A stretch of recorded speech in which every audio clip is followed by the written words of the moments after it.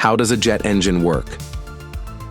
When you board an airline flight, you might not spend much time thinking about the engines, but they're the only reason that 700,000 pounds of aluminum and passengers can hurtle through the air at 80% the speed of sound. So, how do they work? Let's take a look. All jet engines, which are also called gas turbines, work on the same principle. The engine sucks air in at the front with a fan. A compressor raises the pressure of the air. The compressor is made with many blades attached to a shaft. The blades spin at high speed and compress or squeeze the air. The compressed air is then sprayed with fuel and an electric spark lights the mixture. The burning gases expand and blast out through the nozzle at the back of the engine. As the jets of gas shoot backward, the engine and the aircraft are thrust forward. As the hot air is going to the nozzle, it passes through another group of blades called the turbine. The turbine is attached to the same shaft as the compressor. Spinning the turbine causes the compressor to spin. Thrust is the forward force that pushes the engine, and therefore the airplane forward. Sir Isaac Newton discovered that for every action, there is an equal and opposite reaction. An engine uses this principle. The engine takes in a large volume of air. The air is heated and compressed and slowed down. The air is forced through many spinning blades. By mixing this air with jet fuel, the temperature of the air can be as high as 3,000 degrees. The power of the air is used to turn the turbine.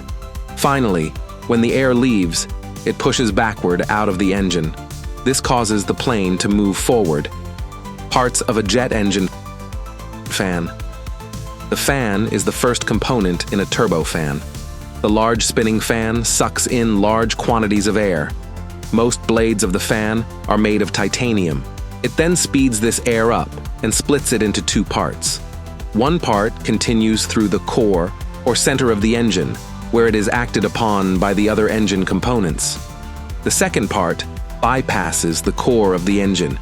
It goes through a duct that surrounds the core to the back of the engine, where it produces much of the force that propels the airplane forward.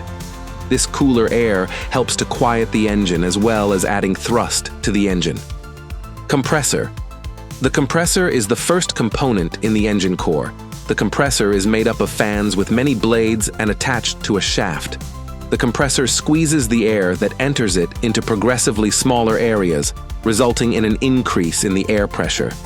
This results in an increase in the energy potential of the air. The squashed air is forced into the combustion chamber. Combustor. In the combustor, the air is mixed with fuel and then ignited. There are as many as 20 nozzles to spray fuel into the airstream. The mixture of air and fuel catches fire. This provides a high-temperature, high-energy airflow. The fuel burns with the oxygen in the compressed air, producing hot, expanding gases. The inside of the combustor is often made of ceramic materials to provide a heat-resistant chamber. Turbine. The high-energy airflow coming out of the combustor goes into the turbine, causing the turbine blades to rotate. The turbines are linked by a shaft to turn the blades in the compressor and to spin the intake fan at the front. This rotation takes some energy from the high-energy flow that is used to drive the fan and the compressor. The gases produced in the combustion chamber move through the turbine and spin its blades. The turbines of the jet spin around thousands of times. They are fixed on shafts which have several sets of ball bearing in between them. Nozzle. The nozzle is the exhaust duct of the engine. This is the engine part, which actually produces the thrust for the plane. The energy-depleted airflow that passed the turbine, in addition to the colder air that bypassed the engine core, produces a force when exiting the nozzle that acts to propel the engine and therefore the airplane forward. The nozzle may be preceded by a mixer, which combines the high-temperature air coming from the engine core with the lower-temperature air that was bypassed in the fan. The mixer helps to make the engine quieter. Types of jet engines. Turbojets. The basic idea of the turbojet engine is simple.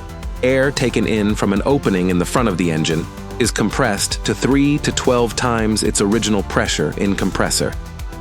Fuel is added to the air and burned in a combustion chamber to raise the temperature of the fluid mixture. The resulting hot air is passed through a turbine, which drives the compressor. If the turbine and compressor are efficient, the pressure at the turbine discharge will be nearly twice the atmospheric pressure, and this excess pressure is sent to the nozzle to produce a high-velocity stream of gas which produces a thrust. The turbojet engine is a reaction engine. In a reaction engine, expanding gases push hard against the front of the engine. The turbojet sucks in air and compresses or squeezes it. The gases flow through the turbine and make it spin.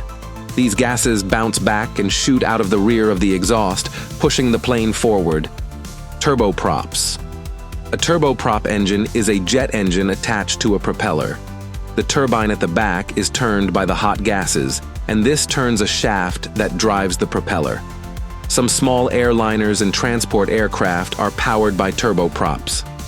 Like the turbojet, the turboprop engine consists of a compressor, combustion chamber, and turbine. The air and gas pressure is used to run the turbine, which then creates power to drive the compressor. Compared with a turbojet engine, the turboprop has better propulsion efficiency at flight speeds below about 500 miles per hour. Turbofans. A turbofan engine has a large fan at the front, which sucks in air. Most of the air flows around the outside of the engine, making it quieter and giving more thrust at low speeds. Most of today's airliners are powered by turbofans. Turboshafts. This is another form of gas turbine engine that operates much like a turboprop system. It does not drive a propeller. Instead, it provides power for a helicopter rotor. The turboshaft engine is designed so that the speed of the helicopter rotor is independent of the rotating speed of the gas generator. This permits the rotor speed to be kept constant even when the speed of the generator is varied to modulate the amount of power produced.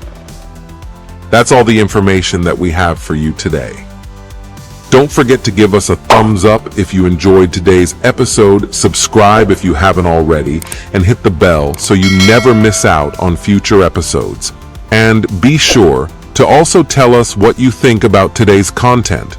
Everyone's support motivates us to continue delivering quality content and to always improve. As always, thanks for watching, and we will see you next time.